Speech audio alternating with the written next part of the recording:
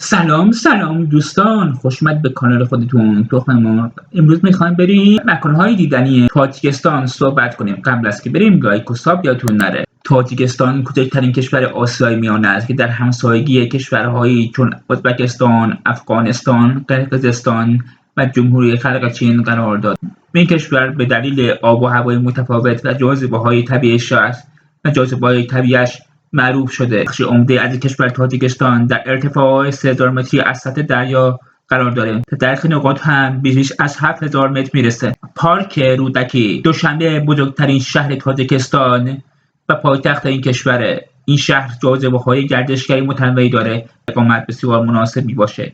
یکی از معروف‌ترین جاذبه‌های دوشنبه پارک رودکیه. رودکی پارک زیبا و سرسبزی که در میدان اصلی دوشنبه قرار داره. پارک دوشنبه یا میله پرچم پاکستان قابل کاخ ملل قرار داره. تا سال 2014 با 160 متر طول عنوان بلندترین میله پرچم دنیا را به خود اختصاص داده.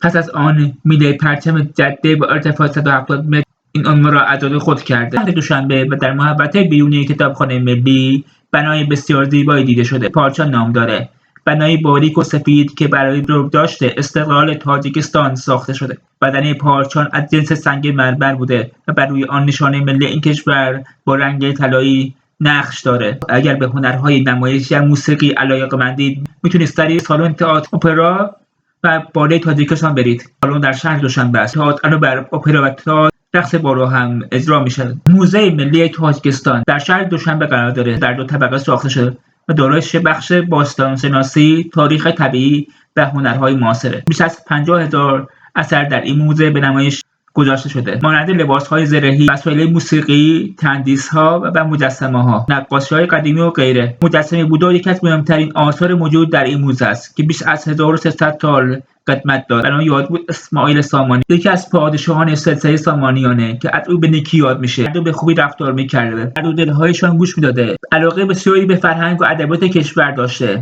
برای گسترش زبان فارسی زحمت فراوانی کشیده و همچنان معماری زیبای خود را حفظ کرد. این بنا که بر روی بلندترین قله شهر دوشنبه قرار داره.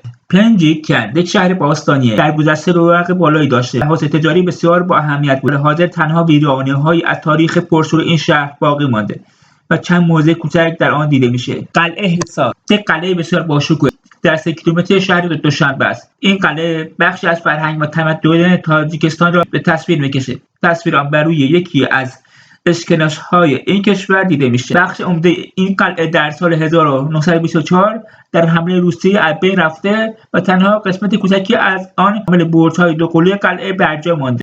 یک موزه کوچک نیز در این مکان قرار داره که لباس‌های محلی تاجیک‌ها را به نمایش میذاره. بچه‌ها مرسی تا اینجا همراهمون بودید. لایک و ساب فراموش نشه. کامنت هم بذارید. تا ویدیو بعدی بدرود.